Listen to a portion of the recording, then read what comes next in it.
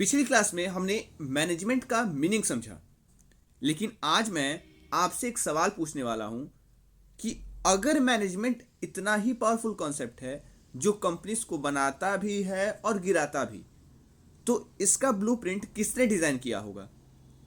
किस इंसान ने पहली बार दुनिया को बताया होगा कि काम को गेसवर्क से निकालकर साइंस कैसे बनाया जाता है? और भी शॉकिंग बात कि एक थिंकर ने फैक्ट्री फ्लोर को रिवॉल्यूशनाइज कर दिया और दूसरे ने पूरी ऑर्गेनाइजेशन को स्ट्रक्चर दे दिया। आज हम मिलेंगे मॉडर्न मैनेजमेंट के असली आर्किटेक्ट से, जिनके बिना आज का कॉरपोरेट वर्ल्ड एग्जिस्ट ही नहीं करता। और वीडियो के एंड तक मैं आपको एक ऐसा कंपैरिजन दूंगा जिससे आप कभी भी टेलर और फ्योल को कंफ्यूज नहीं करोगे, सिर्फ 2 लाइंस में। प्लस एक रियल कॉर्पोरेट एग्जांपल भी देखेंगे जो प्रूव करेगा कि उनके प्रिंसिपल्स आज भी 100% रेलिवेंट हैं। So stay till the end, क्योंकि लास्ट 3 मिनट्स में पूरा चैप्टर क्रिस्टल क्लियर हो जाएगा। चलिए एक सिचुएशन इमेजिन करते हैं। एक फैक्ट्री में वर्कर्स अलग अलग तरीके से काम कर रहे हैं। कोई स्लो काम कर रहा है, कोई फास्ट काम कर रहा है और कोई इनएफिशिएंट काम कर रहा है। Result, production low. इसी प्रॉब्लम को सॉल्व करने आए फ्रेडरिक विंसलो टेलर, यानी FW Taylor, father of scientific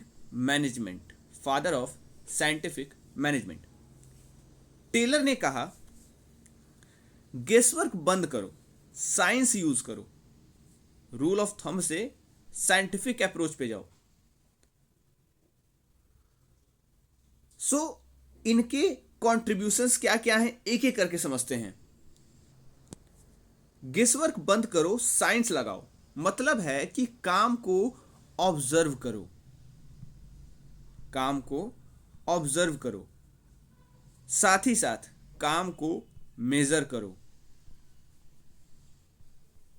और बेस्ट मेथड आइडेंटिफाई करो। बेस्ट जो तरीका है, सबसे बेस्ट तरीका, उसका पता लगाओ और फिर सब लोग वही मेथड फॉलो करें। Got it? Let's take an example. एक फैक्ट्री का सीन इमेजिन करते हैं। एक ही मशीन पर 5 वर्कर्स काम कर रहे हैं। कोई फास्ट काम कर रहा है, कोई स्लो, कोई अननेसेसरी मूवमेंट्स करता है, तो कोई थक जाता है बहुत ही जल्दी। रिजल्ट क्या देखने को मिलता है? प्रोडक्शन लो हो जाता है, कॉस्ट हाई हो जाता है, मैनेजमेंट इस बात को लेकर अनहैप्पी रहता है। Got it? और वर्कर्स भी फ्रस्ट्रेटेड रहते हैं। अब सवाल यह है कि क्या कोई ऐसा साइंटिफिक तरीका हो सकता है जिससे सबका परफॉर्मेंस इंप्रूव हो जाए? इसी प्रॉब्लम का सॉल्यूशन दिया फ्रेडरिक विंसलो टेलर ने। टेलर ने सबसे पहले बड़ा चेंज ये किया कि उन्होंने बोला, गेसवर्क बंद करो, stop the guesswork. Got it? पहले काम एक्सपीरियंस और अंदाजे से होता था। टेलर ने कहा कि हर काम को ऑब्जर्व करो, एनालाइज करो और साइंटिफिकली, नॉट फ्रॉम एक्सपीरियंस और गेसवर्क, और साइंटिफिकली सबसे बेस्ट मेथड आइडेंटिफाई करो। For example, suppose packing worker अलग अलग स्पीड से काम कर रहा है। टेलर क्या करेगा? ऑब्जर्व करेगा, बेस्ट मेथड चूज करेगा और सबको वही मेथड फॉलो करने को बोलेगा। या फिर कोई भी लो लेवल पर मैनेजर जो है वो क्या बोलेगा कि सबसे पहले ऑब्जर्व कीजिए, बेस्ट मेथड चूज करो, और सारे वर्कर से यही बोलेगा कि आप इसी मेथड को फॉलो कीजिए क्योंकि यही मेथड बेस्ट है। Got it? So best method ही क्या है? साइंटिफिक स्टडी है। तो साइंस लाइए, not a rule of thumb लाइए। मतलब decision must be based on rigorous data analysis, not intuition और पास्ट हैबिट्स। मतलब इंट्यूशन और पास्ट हैबिट से नहीं होगा, यानी कि आप जो भी डिसीजन लोगे वो इंट्यूशन पे बेस्ड नहीं होना चाहिए कि भाई हमको ऐसा लग रहा है। आपके लगने से नहीं होगा, आपको उस चीज को ऑब्जर्व करना पड़ेगा, एनालाइज करना पड़ेगा, आइडेंटिफाई करना पड़ेगा कि सबसे बेस्ट मेथड क्या है। That is science, not a rule of thumb. दूसरी बात, अब टेलर ने नेक्स्ट स्टेप लिया, टाइम मेजर करना। टेलर ने नेक्स्ट स्टेप लिया, टाइम मेजर करना।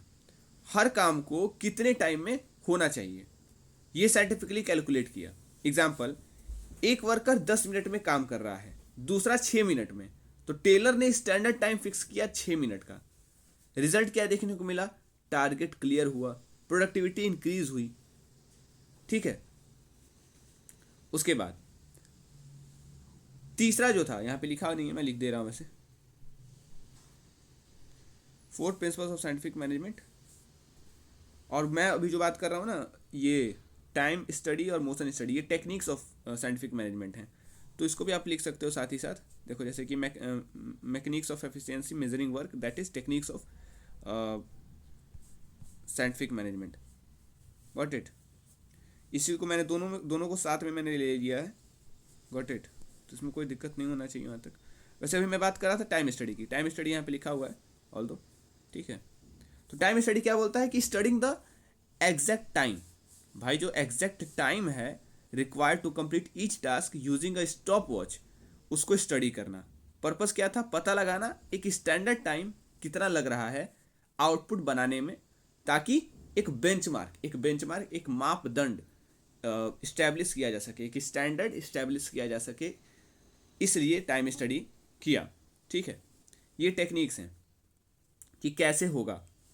तो मैंने बता दिया आपको, science not a rule of thumb, ये आपके प्रिंसिपल था। तो सबसे पहले एक काम करते हैं ना, प्रिंसिपल को सबसे पहले कंप्लीट कर लेते हैं, आफ्टर दैट हम लोग टेक्निक्स पे जाते हैं। टाइम स्टडी एक मैंने बता दिया वैसे, तो science not a rule of thumb. दूसरी बात करते हैं, एक minute. Let's imagine a factory जहां वर्कर्स सोच रहे हैं कि मैनेजमेंट बस प्रॉफिट कमाना चाहती है, वहीं मैनेजमेंट सोच रही है कि वर्कर्स काम नहीं करते प्रॉपरली। रिजल्ट क्या देखने को मिलेगा? स्ट्राइक, कॉन्फ्लिक्ट दोनों के बीच में, वर्कर्स और मैनेजमेंट के बीच में, प्रोडक्टिविटी का कम हो जाना और कंपनी को लॉस होना। अब सवाल ये है कि अगर मैनेजमेंट और वर्कर्स एक दूसरे के अगेंस्ट काम करें, एक दूसरे के खिलाफ काम करें, तो कंपनी ग्रो कैसे करेगी? यही टेलर ने एक पावरफुल प्रिंसिपल दिया, that is harmony not Discord. मतलब हार्मनी का मतलब होता है व्हाट? कॉपरेशन, सहयोग, ठीक है, एंड अंडरस्टैंडिंग, सहयोग और समझ किसके बीच में? वर्कर्स और मैनेजमेंट के बीच में। लेबर और मैनेजमेंट यहाँ लिखा हुआ है, वैसे वर्कर्स या फिर लेबर एंड मैनेजमेंट के बीच में हार्मनी मतलब कॉपरेशन और अंडरस्टैंडिंग, एक दूसरे का सहयोग और एक दूसरे को समझना। Not Discord. डिस्कॉर्ड का मतलब पता है क्या होता है? डिस्कॉर्ड मतलब होता है कॉन्फ्लिक्ट। ठीक है, कॉन्फ्लिक्ट मत करो, एक दूसरे को समझो, एक दूसरे का सहयोग करो। Understand each other plus cooperate with each other, not discord. Not discord means what? कि कॉन्फ्लिक्ट नहीं लाना है, डिसएग्रीमेंट नहीं लाना है, झगड़ना नहीं है। सो टेलर ने क्या कहा कि मैनेजमेंट और वर्कर्स के बीच फाइट नहीं होनी चाहिए, दोनों को एक टीम की तरह काम करना चाहिए। सो टेलर के टाइम पर वर्कर्स और मैनेजमेंट के बीच मिसट्रस्ट था। वर्कर्स सोचते थे कि मैनेजमेंट उनका एक्सप्लॉइटेशन करती है, वहीं मैनेजमेंट सोचती थी कि वर्कर्स काम अवॉइड करते हैं, जिससे कि डिस्कॉर्ड आता था, मतलब कॉन्फ्लिक्ट आता था। सो टेलर ने बोला कि कॉन्फ्लिक्ट से प्रोडक्टिविटी नहीं बढ़ने वाली है। प्रोडक्टिविटी किससे बढ़ेगी? हार्मनी से। सो हार्मनी का मतलब ये नहीं कि सिर्फ फ्रेंडली बिहेवियर हो, हार्मनी का मतलब है म्यूचुअल ट्रस्ट, आपसी भरोसा हो एक दूसरे पर, शेयर्ड गोल हो, दोनों का गोल शेयर्ड हो, मैनेजमेंट और वर्कर का, ओपन कम्युनिकेशन हो, कम्युनिकेशन बाइंडेड नहीं हो, ठीक है, कम्युनिकेशन ओपन हो, कॉपरेशन हो, सहयोग हो एक दूसरे का। सो मैनेजमेंट का गोल था मैक्सिमम प्रोडक्शन, वहीं वर्कर्स का गोल फेयर वेज और जॉब सिक्योरिटी। तो टेलर ने बोला कि इन दोनों गोल्स को अलाइन करो। जैसे कि अगर मैनेजमेंट ट्रांसपेरेंट टारगेट सेट करे और क्लियर रिवॉर्ड सिस्टम हो तो वर्कर भी मोटिवेटेड होगा, बट अगर मैनेजमेंट सिर्फ प्रेशर डाले और रिवॉर्ड ना दे तो कॉन्फ्लिक्ट होगा। जैसे कंपनीज, आपका टाटा ग्रुप, ये इम्फेसाइज करती है स्ट्रांग एम्प्लॉय रिलेशन पे। मुश्किल समय में लीडर्स कम्युनिकेट करते हैं ओपनली विथ एम्प्लॉयज, जिससे कि ट्रस्ट बनता है, स्टेबिलिटी आती है और लॉन्ग टर्म ग्रोथ होता है कंपनी का। हार्मनी कैसे इंप्रूव करता है ऑर्गेनाइजेशन को? तो ये इंडस्ट्रियल डिस्प्यूट्स, जो इंडस्ट्रियल मुद्दे हैं या इंडस्ट्रियल जो डिस्प्यूट्स हैं उनको कम करता है, इंडस्ट्रियल जो झगड़े हैं उनको कम करता है, कॉन्फ्लिक्ट्स को कम करता है। प्रोडक्टिविटी को बेहतर करता है और एक पॉजिटिव वर्क कल्चर लाता है दोनों के बीच में। मतलब वर्कर्स भी वैसा सोच नहीं रखते हैं कि मैनेजमेंट उनका एक्सप्लॉइटेशन कर रहा है, और मैनेजमेंट भी ये सोच नहीं रखती है कि वर्कर्स अवॉइड कर रहे हैं। किसके वजह से? हारमनी के वजह से, क्योंकि ऑर्गेनाइजेशन में हारमनी है, इस वजह से। लॉयल्टी बढ़ाता है, ईमानदारी बढ़ाता है, और मोराल भी जो है वो इम्प्रूव करता है। ठीक है, तो management should plan scientifically and worker should execute efficiently, got it, and board should cooperate also. So not management versus workers, क्या होना चाहिए? होना चाहिए management plus workers. Management versus workers नहीं होना चाहिए, मैनेजमेंट प्लस वर्कर्स होना चाहिए। इस हार्मनी और डिस्कॉर्ड का मतलब यही है कि मैनेजमेंट प्लस वर्कर्स होना चाहिए, मैनेजमेंट वर्सेस वर्कर्स नहीं होना चाहिए। ये नहीं होना चाहिए, ये होना चाहिए। Got it. तीसरी बात करते हैं, अब उसी फैक्ट्री की बात करते हैं। देखो, हर वर्कर अपना काम अपने हिसाब से कर रहा है, कोई मैनेजमेंट की बात नहीं सुन रहा, कोई अपनी स्पीड से काम कर रहा है, कोई अपने या अपना तरीका फॉलो कर रहा है। मैनेजमेंट अलग प्लान बना रही है, वर्कर्स अलग सोच रहे हैं, रिजल्ट सिस्टम कोलैप्स हो जाएगा। अब सवाल है कि जब सब लोग अपनी मर्जी से काम करेंगे तो ऑर्गेनाइजेशन का गोल कौन अचीव करेगा?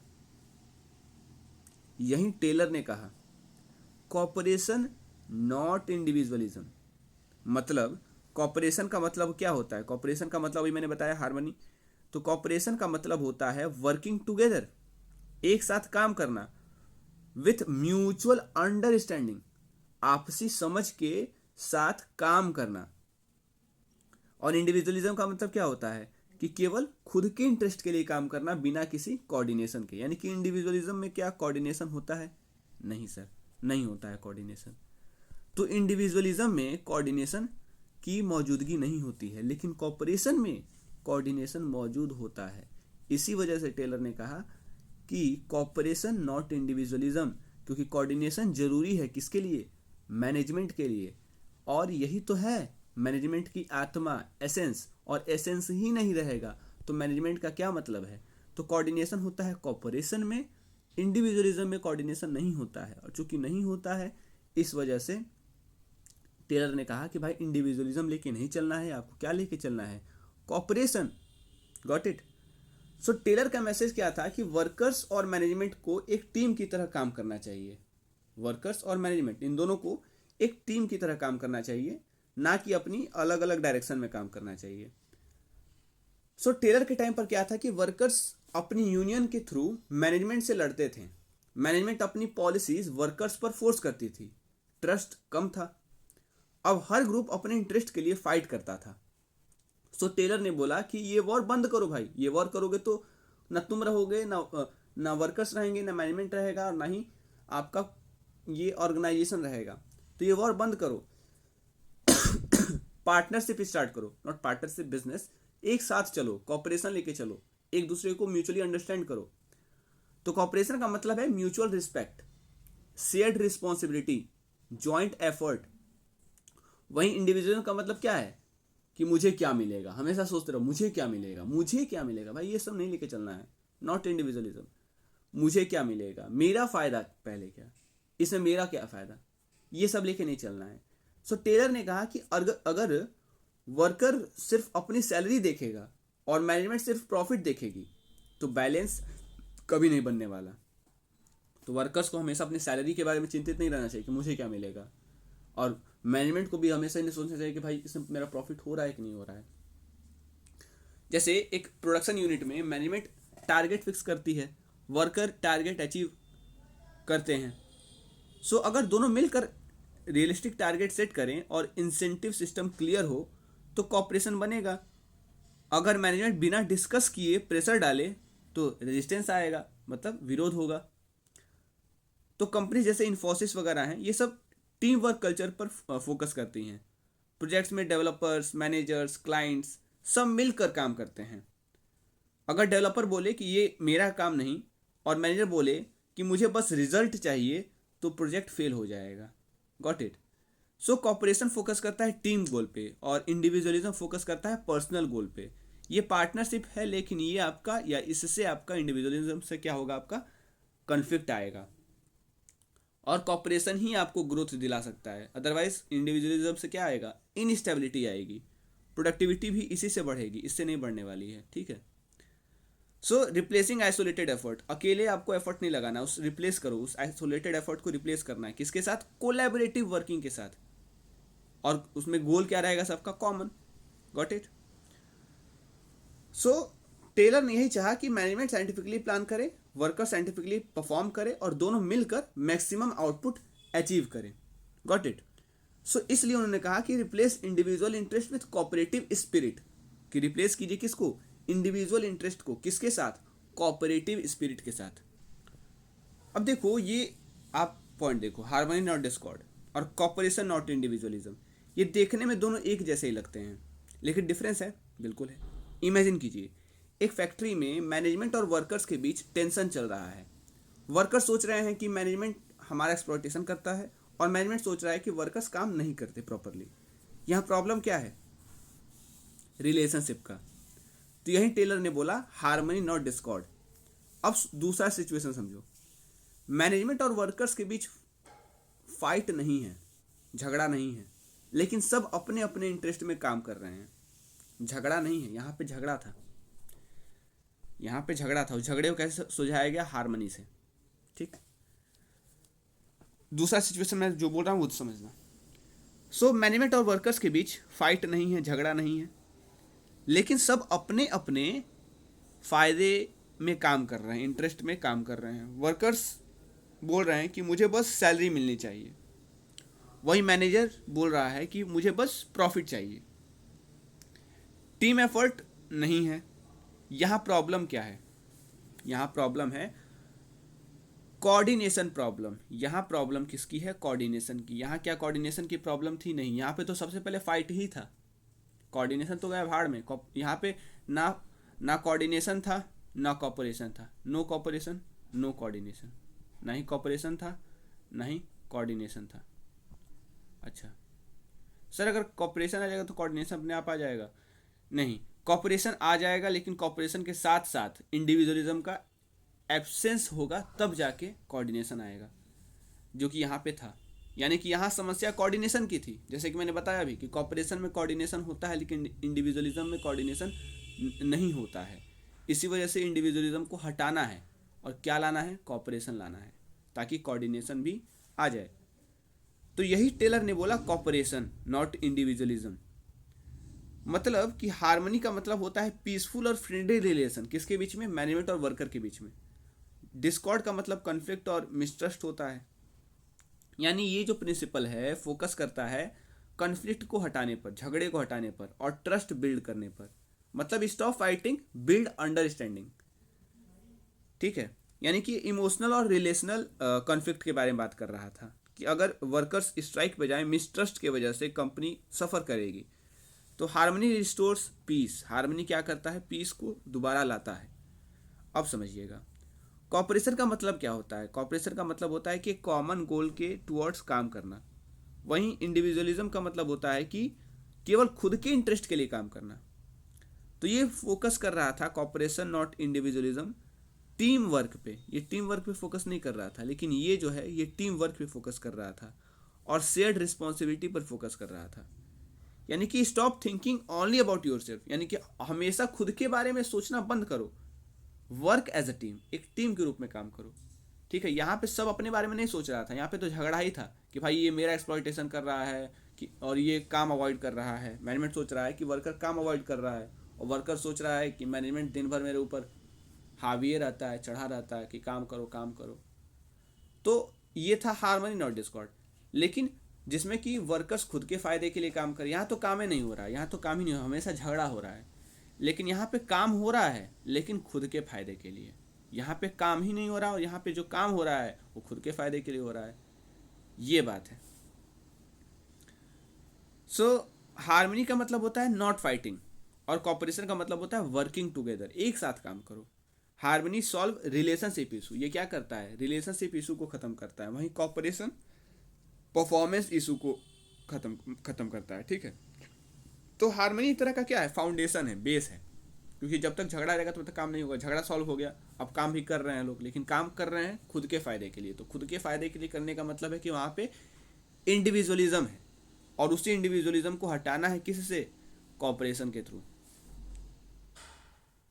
तो ये चीज़ है, यानी कि अगर हार्मनी नहीं होगा तो कॉपरेशन पॉसिबल नहीं है, वहीं अगर कॉपरेशन नहीं होगा तो प्रोडक्टिविटी पॉसिबल नहीं है।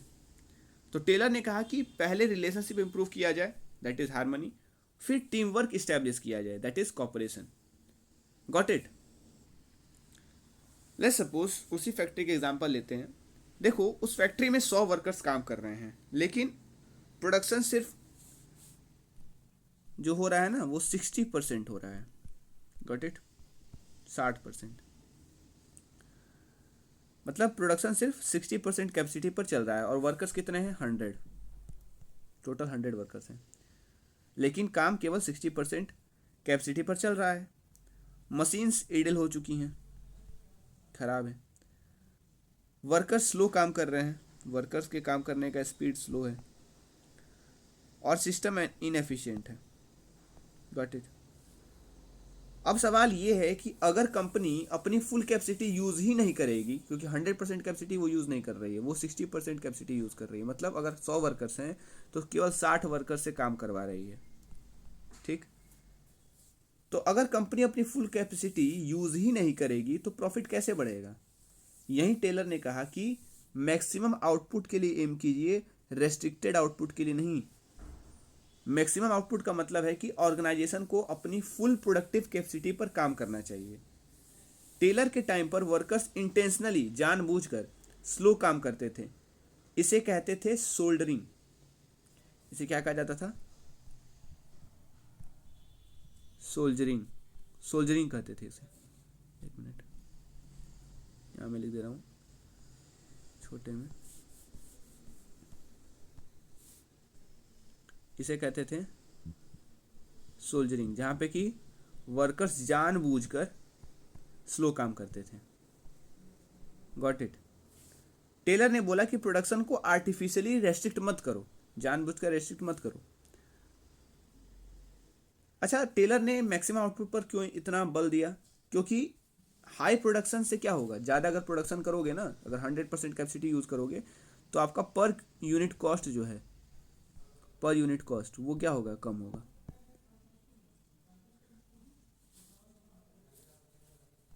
और अगर पर यूनिट कॉस्ट कम होगा तो प्रॉफिट क्या होगा? बढ़ेगा। और हायर प्रॉफिट से क्या होगा? वेजेस भी हाई होंगे। तो मैक्सिमम आउटपुट जो होगा ना, ये बेनिफिट करेगा वर्कर्स को भी और मैनेजमेंट को भी। सिंपल शब्दों में, हायर आउटपुट से कॉस्ट कम होगा, कॉस्ट कम होने से प्रॉफिट ज़्यादा होगा, प्रॉफिट ज़्यादा होने से वेजेस मिलेंगे बेहतर, किसको? वर्कर्स को।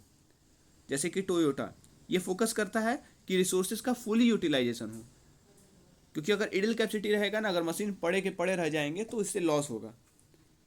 तो मैक्सिमम आउटपुट का मतलब है कि वर्कर्स को एक्सप्लॉइट करना नहीं है। इसका मतलब है कि efficient method, proper planning, scientific system. So maximum output का मतलब है फुल कैपेसिटी के साथ एफिशिएंसी। ठीक है? एक और सिचुएशन इमेजिन करो, एक वर्कर को बिना ट्रेनिंग के मशीन दे दी गई, क्या होगा? मिस्टेक होगा, लो स्पीड होगा उसका, एक्सीडेंट्स होने के चांसेस रहेंगे। तो प्रॉब्लम वर्कर में नहीं है, किस में है? ट्रेनिंग में है। यही टेलर ने कहा कि develop each and every worker scientifically, कि हर एक, दिखा है ना, कि developing every worker to their state of greatest efficiency. तो डेवलपमेंट का मतलब है कि प्रॉपर ट्रेनिंग दो, स्किल डेवलपमेंट करो, स्किल इंप्रूवमेंट करो, साइंटिफिक सिलेक्शन करो वर्कर्स का। सो टेलर ने बोला कि right person should be selected for right job and then trained properly. Right person को सेलेक्ट कीजिए राइट जॉब के लिए, और साथ ही साथ उनको बेहतर तरीके से ट्रेनिंग भी दीजिए, अदरवाइज स्पीड स्लो होगा, एफिशिएंसी कम होगी, और मिस्टेक्स होंगे, और एक्सीडेंट्स के भी चांसेस हाई रहेंगे। Got it? अच्छा, डेवलपमेंट इंपॉर्टेंट क्यों है? क्योंकि अनट्रेंड वर्कर से आउटपुट कम होता है, वहीं अगर वर्कर ट्रेंड रहेगा तो आउटपुट ज़्यादा होगा। तो टेलर का फोकस था एफिशिएंसी थ्रू स्किल डेवलपमेंट, कि एफिशिएंसी किया जाए, लेकिन किसके थ्रू किया जाए? स्किल डेवलपमेंट का, या स्किल डेवलपमेंट के थ्रू। और स्किल डेवलपमेंट किसका किया जाएगा? ऑब्वियसली वर्कर्स का। तो अगर someone good in technical work is forced into sales job, technical work में माहिर है लेकिन उसको सेल्स जॉब दिया जा रहा है, तो परफॉर्मेंस उसका डाउन होगा ही। बट अगर वो स्किल के हिसाब से प्लेस रहता तो परफॉर्मेंस उसका अच्छा रहता। Got it. सो ये सारी चीज़ें हैं regarding principles of scientific management जो कि मैंने बताया। ठीक है। नाउ अभी तक हमने टेलर के प्रिंसिपल समझे, science, harmony, cooperation, maximum output, development. लेकिन एक इम्पॉर्टेंट सवाल बचा है कि अगर सिर्फ प्रिंसिपल देने से फैक्ट्री चेंज हो जाती है, फॉर एग्जाम्पल कि मैं बोलूँ कि अगर जितने भी हम लोगों ने प्रिंसिपल्स पढ़े, अगर वो सारे प्रिंसिपल्स देने से फैक्ट्री क्या चेंज हो जाएगी? क्या फैक्ट्री उससे चेंज हो जाएगी? अगर मैं बोल दूं कि साइंस यूज़ करो तो कैसे यूज़ करोगे? मैक्सिमम आउटपुट लाओ, कैसे लाओगे? वर्कर्स को डेवलप करो, कैसे डेवलप करोगे? देखो ये जितनी भी चीज़ें थी थ्योरेटिकल थी, इनका प्रैक्टिकल की कैसे किया जाएगा ये था कि भाई ये सब नियम है, ऐसा नियम लेके चलो। ठीक है। अब इन नियमों को लागू करने की बारी आती है और यहीं से स्टार्ट होता है real game of techniques of scientific management और मैकेनिक्स ऑफ एफिशिएंसी। इमेजिन एक फैक्ट्री ओनर टेलर के पास आता है और बोलता है कि सर आपके प्रिंसिपल तो सही लगते हैं पर ग्राउंड लेवल पर इम्प्लीमेंट कैसे करूं मैं इसको? वर्कर्स अलग तरीके से काम करते हैं, सुपरविजन वीक है, टारगेट्स क्लियर नहीं है, अब प्रैक्टिकली क्या करूं? सो टेलर ने कहा कि मैं सिर्फ थ्योरी नहीं देता, मैं टूल्स भी देता हूं। मतलब ये साइंटिफिक मैनेजमेंट के टेक्निक्स वो प्रैक्टिकल मेथड्स हैं जो कि टेलर ने ही सजेस्ट किए to implement scientific principles in factory operation, ताकि आप साइंटिफिक प्रिंसिपल्स को फैक्ट्री के ऑपरेशंस में इम्प्लीमेंट कर सको। उसके लिए टेलर्स जी ने या एफ.डब्ल्यू. टेलर ने कुछ टेक्निक्स भी दिए। सिंपल शब्दों में प्रिंसिपल्स बताते हैं कि सोच क्या होनी चाहिए, आपकी सोच कैसी होनी चाहिए, लेकिन टेक्निक्स बताते हैं कि उस सोच को इम्प्लीमेंट कैसे करना है। So principles are only the philosophy but techniques are tools. तो फिलोसफी बिना टूल्स के यूजलेस होती है। ठीक है। सो टेलर ने फैक्ट्री को एक लेबोरेटरी बना दिया। उन्होंने काम को ऑब्जर्व किया, मेज़र किया, ब्रेक डाउन किया, स्टैंडर्ड्स किया, स्टैंडर्डाइज किया, स्टैंडर्ड सेट करके रिवॉर्ड सिस्टम डिज़ाइन किया। अब इन सबको नाम दिया, that is techniques of scientific management. इस लेक्चर के एंड तक आपको ये क्लियर हो जाएगा कि टेलर ने फैक्ट्री को रैंडम सिस्टम से निकाल कर साइंटिफिक मशीन कैसे बना दिया। Got it. सो अगर प्रिंसिपल्स टेलर का विजन थे तो टेक्निक्स उसका एग्जीक्यूशन प्लान था। Got it. इमेजिन एक फैक्ट्री में 50 वर्कर्स काम कर रहे हैं और उन सबको सुपरवाइज करने के लिए सिर्फ एक सुपरवाइज़र है। अब सोचो, क्या एक ही इंसान प्लानिंग भी करे, इंस्ट्रक्शंस भी दे, डिसिप्लिन भी मेंटेन करे, मशीन रिपेयर भी समझे, क्वालिटी चेक भी करे? पॉसिबल है? क्लियरली इम्पॉसिबल है। यही टेलर ने एक रिवॉल्यूशनरी आइडिया दिया जो कि यहाँ पे लिखा नहीं है, मैं लिख दे रहा हूँ। And that idea is called functional foremanship. ये उनका आइडिया था। क्या था ये?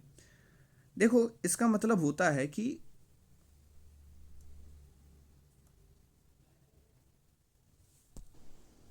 इसका मतलब है कि dividing the work of supervision among different specialist.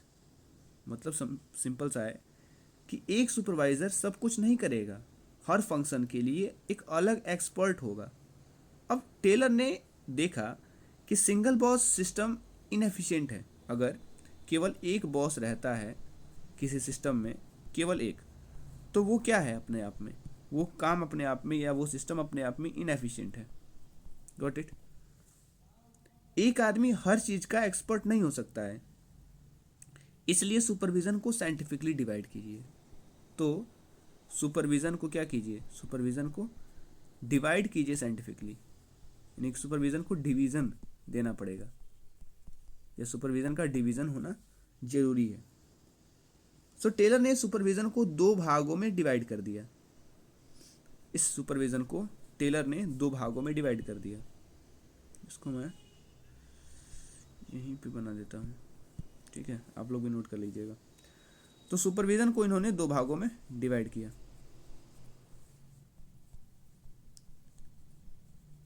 ये दो भाग क्या क्या थे? एक जो सुपरविजन का हिस्सा था, इसको इन्होंने नाम दे दिया प्लानिंग डिपार्टमेंट। Planning department.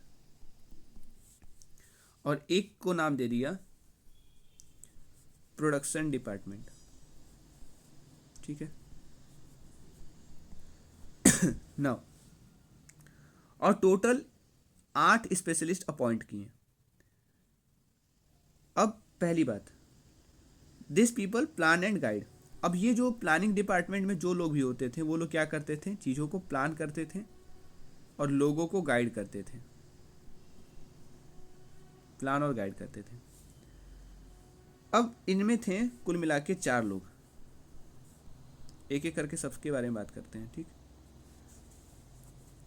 मतलब इस डिपार्टमेंट में 4 लोग थे। कौन कौन से लोग थे? सबसे पहले जो व्यक्ति थे या जो इस में काम करते हैं, वो ये बताते हैं कि कौन सा काम किस सीक्वेंस में होगा, कौन सा काम पहले होगा, कौन सा काम बाद में होगा। मतलब ये रूट बनाते थे, बताते थे। तो इनको कहा जाता है रूट क्लर्क। ठीक। दूसरी बात, काम कैसे करना है उसका एक लिखित इंस्ट्रक्शंस देते हैं एक व्यक्ति, उनको कहा जाता है इंस्ट्रक्शन कार्ड क्लर्क। इंस्ट्रक्शन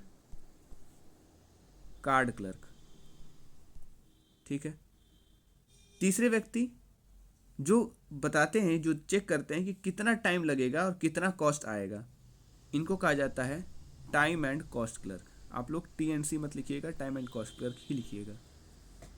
और एक वो जो कि रूल्स मेंटेन करेंगे या रूल्स मेंटेन करेगा, जो उसको कहा जाता है डिसिप्लिनेरियन। डिसिप्लिनेरियन यहाँ लिख दे रहा हूँ।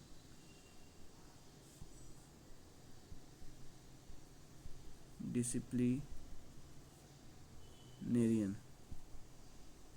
ये जगह नहीं है ना एक्चुअली, इसलिए थोड़ा सा दिक्कत हो रहा है। Disciplinarian, got it. तो सुपरविजन के 2 हिस्से बने, एक प्लानिंग और एक प्रोडक्शन। प्लानिंग डिपार्टमेंट में कौन कौन से लोग आ गए? इसमें जितने भी क्लर्क हैं वो आ गए। CL सबके सामने लिख दीजिएगा। डिसिप्लिनेरियन को छोड़ के सब में CL लिखना है। CL मतलब क्लर्क।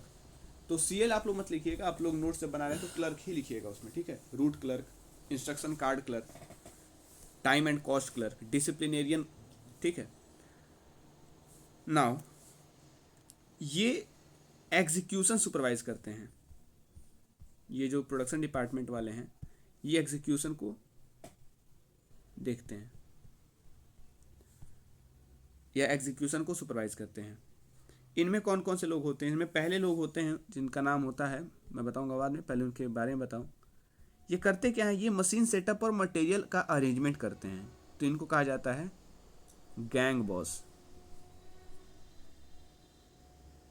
दूसरे होते हैं जो कि वर्कर स्पीड मेंटेन करते हैं, इनको कहा जाता है स्पीड बॉस। तीसरे वो होते हैं जो मशीन मेंटेनेंस करते हैं, जिनको कहा जाता है रिपेयर बॉस। और चौथे वो होते हैं जो कि क्वालिटी चेक करते हैं, इनको कहा जाता है इंस्पेक्टर। देखो, तो उसमें भी एक था डिसिप्लिनेरियन जिसके आगे क्लर्क नहीं लगा, और इसमें भी एक है जिसके आगे बॉस नहीं लगा। कौन है वो? इंस्पेक्टर। तो उसमें डिसिप्लिनेरियन और इसमें इंस्पेक्टर। ठीक है। सो इस तरीके से आपको ये समझना है। नाउ, तो function foremanship, right supervisor for right function. सोचे स्कूल में एक टीचर मैथ्स भी पढ़ाए, फिजिक्स भी पढ़ाए, केमिस्ट्री भी पढ़ाए, स्पोर्ट्स भी पढ़ाए, डिसिप्लिन भी हैंडल करे, रिजल्ट क्या होगा? एवरेज परफॉर्मेंस होगा सबका। बट जब सब्जेक्ट वाइज टीचर होते हैं तो लर्निंग बेटर होती है। सेम लॉजिक फैक्ट्री में भी अप्लाई हुआ। Got it. तो ये था आपका फंक्शनल फॉर्मेनशिप। नाउ दूसरे टेक्निक पे। सो इमेजिन करो, एक फैक्ट्री में 10 वर्कर्स हैं। एक फैक्ट्री है जिसमें वर्कर्स 10 हैं। 10 वर्कर्स हैं। ठीक, 10 वर्कर्स हैं। ठीक है। फैक्ट्री ये रही आपके सामने। इस फैक्ट्री में कितने वर्कर्स हैं? 10 वर्कर्स हैं। Got it. सेम प्रोडक्ट बना रहे हैं। प्रोडक्ट जो है वो ये रहा, इस प्रोडक्ट को ये बना रहे हैं, ठीक, लेकिन सब लोग सब अलग अलग टूल यूज़ कर रहे हैं, सब अलग मेथड फॉलो कर रहे हैं और सब अलग स्पीड से काम कर रहे हैं। रिजल्ट क्या होगा? प्रोडक्ट क्वालिटी डिफरेंट, ठीक, टाइम वेस्ट होगा, यानी कि टाइम ज़्यादा लगेगा, कन्फ्यूज़न आएगा, और क्या होगा? कॉस्ट जो है वो बढ़ जाएगा। टाइम अगर बढ़ा तो कॉस्ट भी बढ़ेगा। अब सवाल ये है कि अगर सिस्टम में यूनिफॉर्मिटी ही नहीं होगी तो एफिशिएंसी कैसे आएगी? यही टेलर ने दो पावरफुल सॉल्यूशंस दिए, और दो पावरफुल सॉल्यूशंस क्या दिए? पहला स्टैंडर्डाइजेशन और दूसरा स्पेशलाइजेशन। ये दो पावरफुल सॉल्यूशंस दिए। किसने दिए? टेलर ने।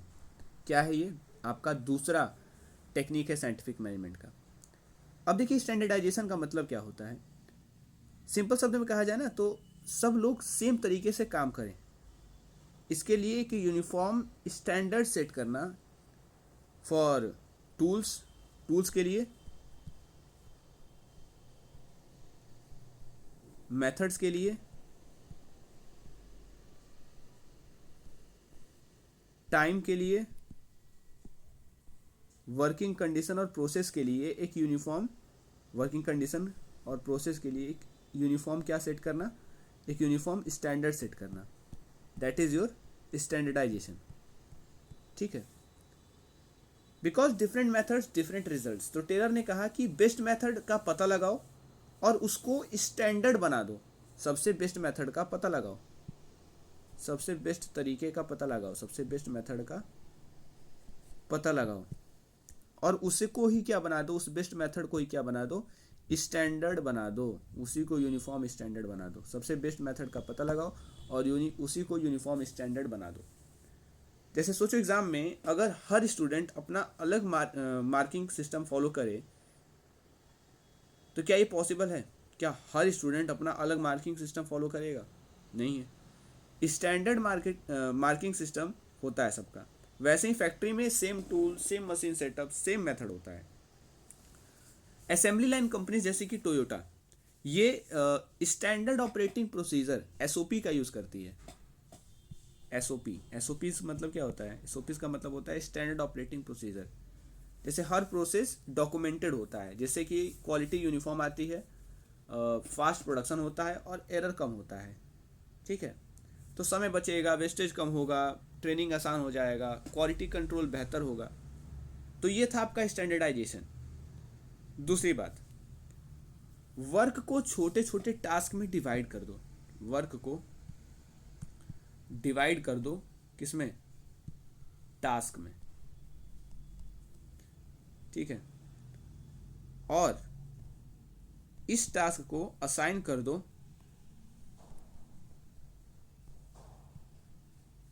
मतलब ईच टास्क, हर एक टास्क को असाइन कर दो हर एक पर्सन को, हर एक टास्क हर एक पर्सन को असाइन कर दो टू स्किल एंड एक्सपर्टीज, ठीक है, उनके एक्सपर्टीज और स्किल के हिसाब से। सिंपल शब्दों में हर पर्सन वही काम करे जिसमें वो एक्सपर्ट हो, ठीक है। एक आदमी सब कुछ परफेक्ट नहीं कर सकता, बट अगर वो एक काम रिपीट करे तो उससे क्या होगा? रिपीटेशन से होता क्या है? स्किल बेहतर होती है। अगर किसी भी चीज़ का आप रिपीटेशन करोगे तो उसका स्किल बेहतर होगा, आप में आपका स्किल उस चीज़ में बेहतर होगा। अगर आप किसी स्किल को अगर आप किसी काम को बेहतर कर रहे हो, साथ साथ रिपीट कर रहे हो, तो आपका स्किल बढ़ेगा, साथ ही साथ आपका स्पीड बढ़ेगा, ठीक है, और आपकी एक्यूरेसी भी बढ़ेगी। ये तीन चीज़ें होंगी, स्पीड बढ़ेगा, स्किल बढ़ेगा, स्पीड बढ़ेगा और एक्यूरेसी बढ़ेगी। Got it? अच्छा, अगली बात, हॉस्पिटल में सर्जन सर्जरी करेगा, नर्स असिस्ट करेगी, रिसेप्शनिस्ट रजिस्ट्रेशन करेगा। अगर सर्जन बिलिंग करेगा और रिसेप्शनिस्ट सर्जरी करेगी तो क्या होगा? चाओस होगा। कंपनी जैसे कि आपका एप्पल है तो ये डिज़ाइन टीम इसका है अलग से, एक हार्डवेयर टीम है, एक सॉफ्टवेयर टीम है, मतलब हर टीम स्पेशलाइज्ड है। तो इसी को कहा जाता है स्पेशलाइजेशन, जो कि इनका दूसरा था, इसी में स्टैंडर्डाइजेशन और स्पेशलाइजेशन। तो ये आपका दूसरा टेक्निक हो गया इनका। Got it. अब बात करते हैं आगे किसके बारे में, तीसरे प्रिंसिपल के बारे में। नॉट प्रिंसिपल, मतलब आपका तीसरा टेक्निक। ठीक है, इमेजिन एक फैक्ट्री में 3 वर्कर सेम प्रोडक्ट बना रहे हैं। वर्कर ए 10 मिनट ले रहा है, वर्कर बी 7 मिनट ले रहा है। जैसे मैं एग्जांपल लूँ तो मैंने क्या बोला कि एक फैक्ट्री में 3 वर्कर्स काम कर रहे हैं, 3 वर्कर्स हैं, ए बी सी, तीनों अलग अलग टाइम ले रहे हैं, प्रोडक्ट बना रहे हैं, मतलब 3 वर्कर्स हैं और प्रोडक्ट बना रहे हैं। ए 10 मिनट ले रहा है उस प्रोडक्ट को बनाने में, बी 7 मिनट ले रहा है उस प्रोडक्ट को बनाने में, और सी 5 minute. Same machine same material. अब सवाल, कौन सा टाइम करेक्ट है? अगर टाइम क्लियर नहीं होगा तो परफॉर्मेंस मेजर कैसे होगा? यही टेलर ने इंट्रोड्यूस किया टाइम स्टडी। टाइम स्टडी का मतलब है कि स्टैंडर्ड टाइम का पता लगाओ required to complete a particular task under normal condition. Normal condition में कितना समय चाहिए एक टास्क को कंप्लीट करने में। सिंपल शब्दों में, हर काम के लिए एक आइडियल टाइम फिक्स करना। For every work there should be ideal time, और for an ideal work there should be ideal time. हर एक वर्क के लिए एक उचित समय होना चाहिए, आइडियल टाइम फिक्स करना चाहिए। सो टेलर ने देखा कि वर्कर्स आमतौर पर स्लो काम करते थे, जिससे वो सोल्डरिंग बोलते थे। ठीक है, उन्होंने बोला कि काम को साइंटिफिकली मेजर करो और एक स्टैंडर्ड टाइम फिक्स करो। जैसे टास्क को स्मॉल स्टेप्स में डिवाइड करो, स्टॉप वॉच से ऑब्जर्व करो, एफिशिएंट वर्कर का टाइम नोट करो, जैसे कि सी का, एवरेज कैलकुलेट करो और स्टैंडर्ड टाइम फिक्स करो। एवरेज कैलकुलेट करने का मतलब इन तीनों का एवरेज 10 7 17 17 5 22 बटे 3, तो 7 पॉइंट समथिंग, मतलब 7.3 मान लो, तो 7.3 मिनट्स, तो 7.3 आइडियल टाइम आप फिक्स कर दो। सपोज पैकेजिंग का काम है, ऑब्जर्वेशन हुआ कि ट्रायल 1 में 6 मिनट लग रहा है, ट्रायल 2 लिया गया तो 5 मिनट, और ट्रायल 3 में भी 5 मिनट, एवरेज 5 मिनट निकला, तो स्टैंडर्ड टाइम फिक्स कर लिया गया 5 मिनट। अब सवाल, वर्कर्स को अब सब वर्कर्स को 5 मिनट टारगेट मिलेगा। ठीक है, सो ये सारी बातें होती हैं तीसरे प्रिंसिपल में। ठीक है, तीसरे टेक्निक में, जो कि हम लोगों ने पढ़ा टाइम स्टडी में। Got it. अच्छा, अब फोर्थ क्या है आपका? फोर्थ वन आपका क्या है? फोर्थ टेक्निक क्या है आपका? फोर्थ टेक्निक है आपका मोशन स्टडी। लेट्स सपोज एक वर्कर टेबल पर काम कर रहा है। हर 2 मिनट बाद वो झुककर नीचे से टूल उठाता है, फिर सीधा होता है, फिर झुकता है, फिर सीधा होता है। 8 घंटे में कितनी बार झुकेगा? Hundreds of times. अब सवाल, ये अननेसेसरी मूवमेंट है या नेसेसरी मूवमेंट है? यहीं से स्टार्ट होती है मोशन स्टडी। मोशन स्टडी का मतलब है कि observing and analysing the movement of workers. Workers के मूवमेंट को ऑब्जर्व कीजिए, एनालाइज कीजिए, ताकि अननेसेसरी मूवमेंट जो है उसको क्या किया जा सके, उस अननेसेसरी मूवमेंट्स को एलिमिनेट किया जा सके। ठीक है, और एफिशिएंसी को बेहतर किया जा सके। सिंपल शब्दों में, काम करते वक्त जो बेकार मूवमेंट्स हैं उन्हें हटा देना। वर्कर अननेसेसरी मूवमेंट करते हैं, जैसे एक्स्ट्रा वॉकिंग करना, रिपीटेड बेंडिंग करना, रॉन्ग पोजिशनिंग, टूल सर्च करना, ये सब एनर्जी वेस्ट करता है। उन्होंने बोला कि एनर्जी वेस्ट मत करो, मूवमेंट को ऑप्टिमाइज करो। ठीक है, तो वर्कर्स के मूवमेंट को उन्होंने ऑब्जर्व किया। कैसे ये चीज़ हुआ है? तो वर्कर्स के मूवमेंट को उन्होंने ऑब्जर्व किया, हर मोशन को नोट करो, आइडेंटिफाई करो कि कौन सा मोशन जरूरी नहीं है, और अननेसेसरी मूवमेंट मोशंस को रिमूव करो, एफिशिएंट मूवमेंट पैटर्न डिजाइन करो। Got it. तो ये था आपका फोर्थ टेक्निक। नाउ इसके बाद जैसे सपोज करो फोर्ड मोटर कंपनी है, फोर्ड का नाम सुना ही होगा आपने। ये इसने असेंबली लाइन सिस्टम का यूज़ किया कि वर्कर को मिनिमम मूवमेंट करना पड़े। मटेरियल वर्कर के पास आता है, वर्कर मटेरियल के पास नहीं जाता है, बल्कि मटेरियल किसके पास आता है, वर्कर के पास आता है। Got it. अच्छा, इससे होगा क्या कि भाई फैटिग नहीं होगा, मतलब थकान नहीं होगी, एनर्जी बचेगा, स्पीड बढ़ेगा और एफिशिएंसी बेहतर होगी और एक्सीडेंट्स कम होंगे। Got it. Okay, now suppose एक फैक्ट्री में सेम प्रोडक्ट बनाने के 3 डिफरेंट तरीके यूज हो रहे हैं। एक कंपनी में सेम प्रोडक्ट है, उसको बनाने के 3 अलग अलग तरीके यूज हो रहे हैं। वर्कर ए एक मेथड को यूज कर रहा है, वर्कर बी दूसरे मेथड को और वर्कर सी तीसरे मेथड को। सबका आउटपुट अलग अलग आया। इसका आउटपुट अलग आया, जैसे मान लो 12 यूनिट प्रोड्यूस किया इसने इस मेथड के थ्रू, इसने 10 यूनिट प्रोड्यूस किया और इसने 18 यूनिट प्रोड्यूस किया। ठीक है, अब इनमें से कौन सा मेथड सही है, यहीं से स्टार्ट होता है आपका नया study, that is called method study.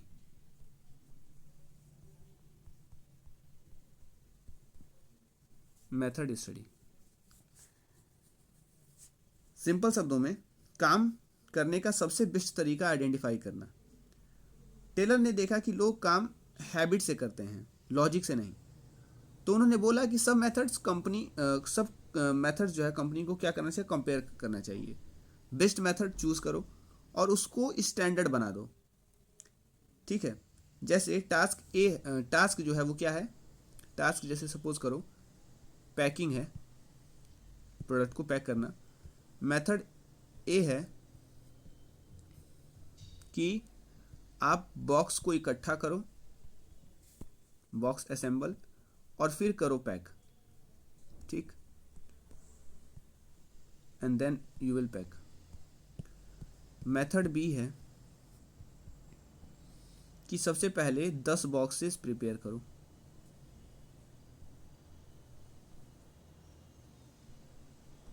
और फिर उसको लगातार पैक कर दो कंटिन्यूअसली। क्या आपको देखने को मिल रहा है, कौन सा मेथड फास्टर है? अब इसमें क्या है कि ना, बॉक्स असेंबल करने का मतलब है कि सारे बॉक्स को इकट्ठा करना, और दूसरे वाले में है कि पहले 10 बॉक्स को तैयार करो, फर्स्ट 10 बॉक्सेस को आप प्रिपेयर करो और उसको पैक करो। तो आपको कौन सा मेथड फास्ट लग रहा है? ऑब्जर्वेशन करो।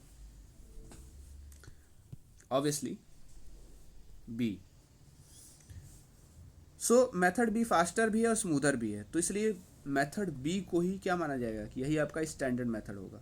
जैसे मैकडोनल्ड्स है having standard method for preparing burgers, तो हर आउटलेट में सेम प्रोसेस फॉलो होता है, जिससे कि सेम टेस्ट रहता है, स्पीड भी सेम रहता है और क्वालिटी भी सेम रहता है।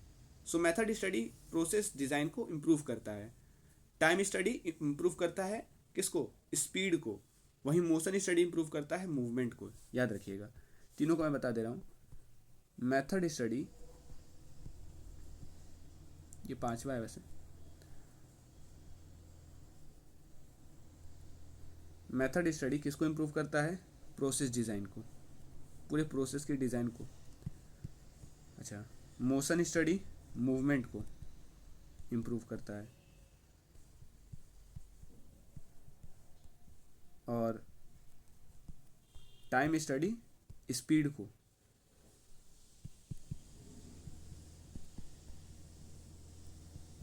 ठीक है, या स्पीड को बढ़ाता है, जो भी कह सकते हो। तो मेथड स्टडी इंप्रूव करता है पूरे तरीके को, मतलब वर्क को करने के पूरे तरीके को बेहतर करता है, इंटायर वे को ये इंप्रूव करता है of doing work. Got it. And last जो आपका मेथड है, सॉरी टेक्निक है, उसके बारे में बात करते हैं।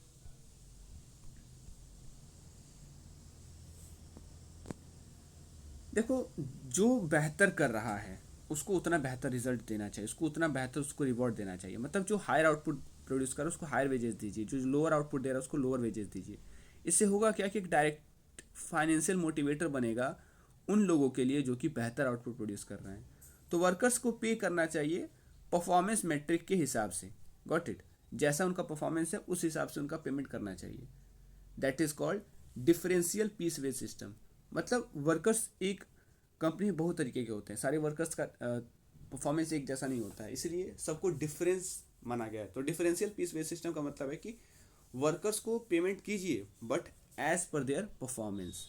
ठीक है, मतलब आपको उनके परफॉर्मेंस को ही क्या करना है, इंसेंटिवाइज करना है। Got it. So this is your sixth technique जो कि मैंने बताया, that is differential piece based system of Taylor, FW Taylor. सो आज हम लोगों ने फ्रेडरिक विंसलो टेलर के ये कुछ खास कॉन्ट्रीब्यूशन समझे in the management. Got it. कल हम लोग स्टार्ट करेंगे, या नेक्स्ट क्लास में हम लोग स्टार्ट करेंगे हमारे दूसरे सबसे बड़े आर्किटेक्ट जिनका बहुत बड़ा कंट्रीब्यूशन रहा, not at the soft floor but at the top floor. ठीक है, not at the soft floor but at the top floor, जिसके बारे में हम लोग अपने नेक्स्ट वीडियो में बात करेंगे। Till then stay tuned with future server, will get knowledge wider, and तब तक के लिए आप सभी को धन्यवाद।